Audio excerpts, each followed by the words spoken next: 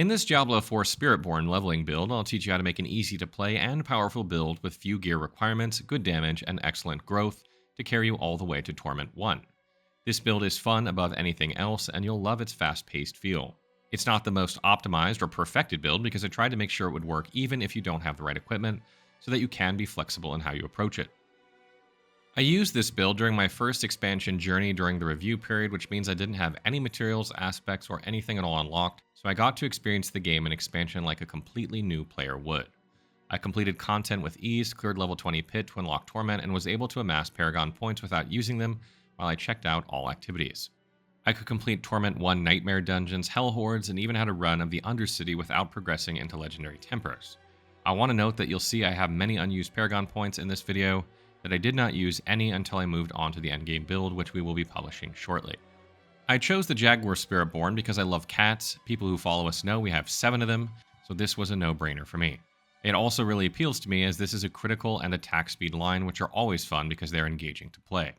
The objective of your equipment hunt will be to get more attack speed, more critical chance, more critical damage, and more movement speed while adding some cooldown reduction to pounce your way through any content with ease. The gameplay rotation for the Unleashed Hunter Spiritborn leveling build is quite simple. You'll use the core skill Rake to attack most of the time, weaving in your basic skill Thrash if you run out of Vigor, your primary resource. When facing groups, you'll buff yourself with Ravager, pop your counterattack, and soar into them to apply Vulnerable, and then use the Hunter Ultimate to deal devastating AoE damage while you rake through them, and if anything dies, there's a 40% chance that your ulti comes off cooldown. This allows you to cast it again right away.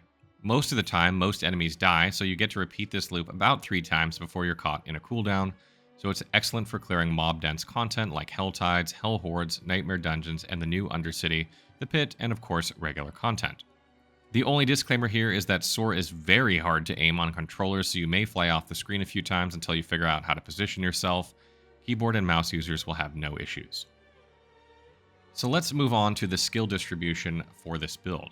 We'll be sticking to the Jaguar tree mostly. I know that a lot of people will want to experiment with the Centimede's Poison, get the defensive buffs from the Gorilla, or see how Eagle can improve crits, but in this case we want to keep things simple, and this tree really has everything we need. If you're a returning player, you'll have many points to use on your character right away from World Rewards, but you can follow the same pattern as a new player. Unlock and buff basic and core skills, then get Ravager and the 2 passives, take some ranks in counterattack, and go straight for the ultimate, the Hunter. Once you've put enough points here, go down to get your unique passives, and then get Soar, vulnerable bonuses, and defensive passives.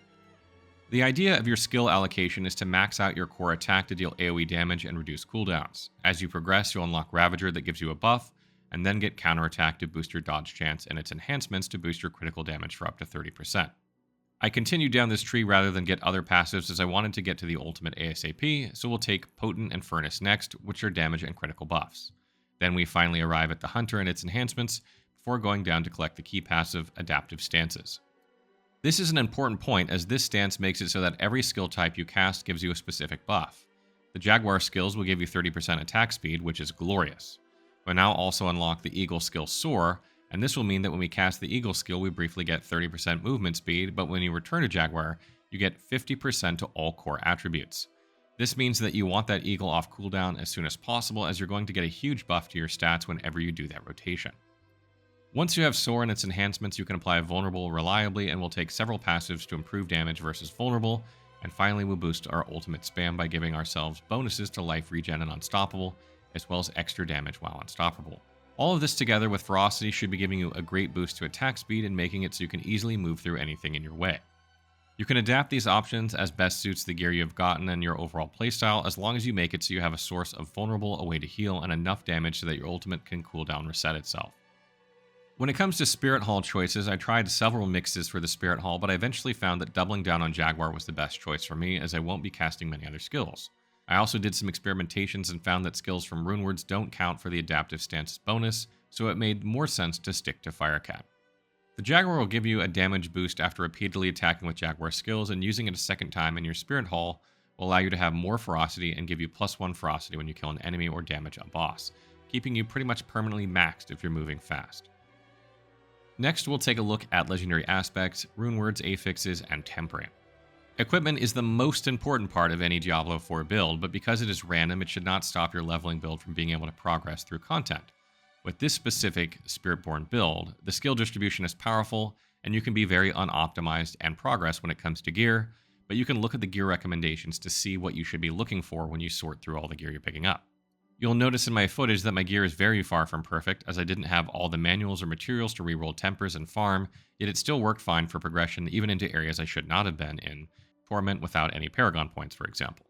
Try to use legendary aspects to adjust to your needs while you farm levels and better gear. In general, you should not bother tempering items until around level 60, when you'll get item power 750 items that will be your default for a while. My current Spiritborn build is making use of a unique item that I got really early. However, your build will work just fine without it, and it seems that uniques are quite common in the expansion, be it from bosses or if you do the new endgame activity Undercity. You can even use a specific item to guarantee a unique drop. That said, I didn't have to farm at all and got these items playing naturally, so I think this should be easier than it was before if you're looking for uniques. As a general note though, before we get into the gear itself, try to prioritize dexterity, cooldown reduction, critical strike chance, counterattack and main skill ranks, crit damage, vulnerable damage, life, and armor. You'll need to reevaluate this for elemental resistances once you move into Torment, but even with 11% resistances, I could complete Torment content thanks to our amazing dodge and heals. Moving on to Helm first, we have the Assimilation aspect. We picked this because it synergizes well with our counterattack dodge build, and we usually be 100% fortified, making us a lot more survivable when facing large groups of big AoEs. Affixes you want to look for are cooldown reduction, maximum life, total armor, or even lucky hit chance. You want to temper life or armor, and Ravager duration or rake size. For chest, we want the aspect of the Crowded Sage. Our build is made to dodge and heal while also applying Fortify, so this aspect is perfect for us. I had almost no advancement into the imprinting of this aspect and only 5%, and it still worked amazing, so if you max this out, you'll have epic heals that open up other opportunities. Affixes you want to look for are counterattack ranks, dexterity, and life or armor, and you want to temper life or armor and duration or rake size. For gloves, you want the accelerating aspect. Doubling down on our skills attacking as quickly as possible, this aspect will contribute to your overall attack speed. Remember, this is a crit build, so you want to make sure you boost your crit chance whenever you can, by as much as you can. For affixes, you want to be on the lookout for critical strike chance, critical strike damage, dexterity, attack speed, or vulnerable damage. You obviously can't get all 5 of these, but 3 of those 5 is good. And then you want to temper Jaguar finesse, worldly finesse, or sharpen finesse on the 2 tempering spots. For your leg armor, you want aspect of the undying. Since we attack so fast and continuously, we take full advantage of the incoming heals to keep ourselves topped up through the many poison pools the devs have added to the expansion. Affixes you want to look out for are counterattack ranks, dexterity, life or armor, and you want to temper life or armor and Ravager duration or rake size. For boots, you want aspect of the Binding Morass. You'll be close to everything all the time, so this debuff is excellent for us, particularly when you pair it with a ring to get resources back from crowd control enemies. Make sure your boots have movement speed though, because the Spiritborn is very slow and it gets annoying. Affixes you want to look out for are movement speed, dexterity, and plus to skills, and you want to temper Jaguar innovation and temper mobility. For weapons, you want to use a 2-handed polearm because they have damage to vulnerable enemies built in, and that's a huge boost to this build. Quarterstaves have block, which we don't really want, and glaives have damage to elites, which is great, but not what we want because there's a specific skill we took about this that gives our polearm a 30% chance when lucky hit to make enemies vulnerable. This to me is a much better synergy with this build, so I recommend polearms despite their slower attack speed as we offset it with a myriad of other buffs that improve attack speed. On this, you want to put aspect of the Wild Claws. This is an amazing aspect for our build, and it will be buffed by the 2-handed weapon, so it's the best it can be. It will essentially cast a separate rake in addition to the one you're casting, giving you extra damage to enemies you're not even paying attention to, and sometimes the one you're attacking as well. Affixes you want to look out for are dexterity, critical strike damage, and vulnerable damage, and you want to try and temper any of the Jaguar augments, and Rake or Hunter are the best ones, and temper Worldly Finesse or Sharpen Finesse for core skill damage, ultimate damage, or critical strike damage.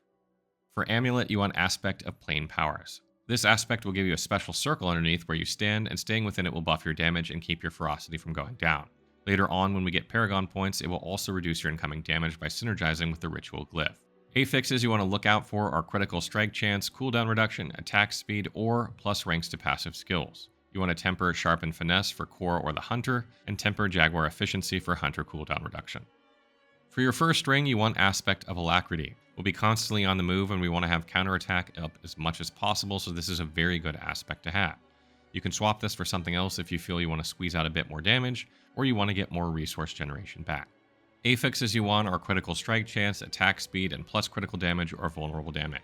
Temper Sharpen Finesse for core skill or the Hunter, and temper Jaguar efficiency for Hunter cooldown reduction. For your second ring, you want similar affixes, but you can look out for the Starlight aspect or the aspect of the Umbral for basically resource management. Either one of these works well and gives you resources back so you can change rake and use Thrash very sparingly. The Starlight aspect will pair extremely well with the aspect of Crowded Sage and our life on attack, and the Umbral one is perfect for our boots with aspect of Binding Morass, as we're constantly slowing everything. However, there's something better than either of these, and this is a special Spiritborn unique. Ring of the Midnight Sun is perfect for this build because we're focusing on criticals and using Vigor Hungry Rake, so using this one will feed us a great amount of Vigor back when we crit, which is amazing, and when combined with Paragon will allow you to pretty much never need resources. Moving along to gems and Runewords, and I played around a lot with Runewords trying to find something that worked, but so far they've been kind of disappointing for leveling at least. The Runeword casts do not count towards your key passive for the stat boost, and the skills that I found were overly lame. So I simply decided to focus on gems, and for gems, you'll want to slot emeralds on your weapon for critical damage, emeralds on your armor to boost dexterity, and for jewelry, you'll either want skulls to boost your armor or other gems to fill in your resistance weaknesses, depending on what they are. The Vessel of Hatred expansion will also allow you to hire a mercenary to fight with you constantly. The best match for our build is Variana because her skill boosts your attack speed. You can get Variana quickly by doing her quest as soon as it appears from the den, then equip her and kill elites to level up rapport and unlock skill points. Skills you want are Cleave, Hysteria, Bloodthirst, and Bloodlust. For your reinforcements, you can really pick anything you like as it's situational and it doesn't happen all that often, but the attack speed buff from Variana can be quite awesome, so work on her rapport. Final tips. This is a leveling build intended to get your feet wet with the class and allow you to have fun exploring the areas of the game and starting activities. However, this is also a powerful and engaging build that can make content exciting, and you'll probably want to stick to this gameplay style as you continue if you made this build.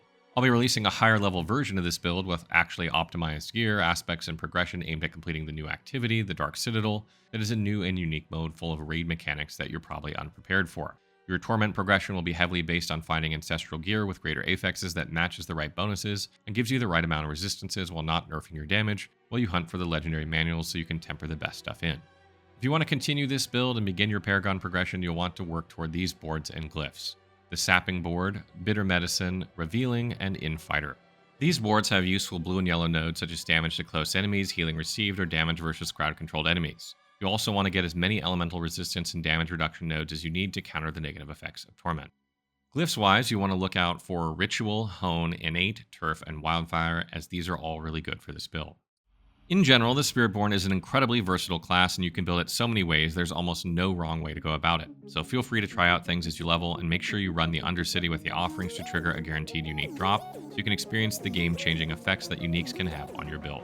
So what do you think of my Cat Attack Spiritborn build? Will you become a Pussy Pouncer? Let me know in the comments below.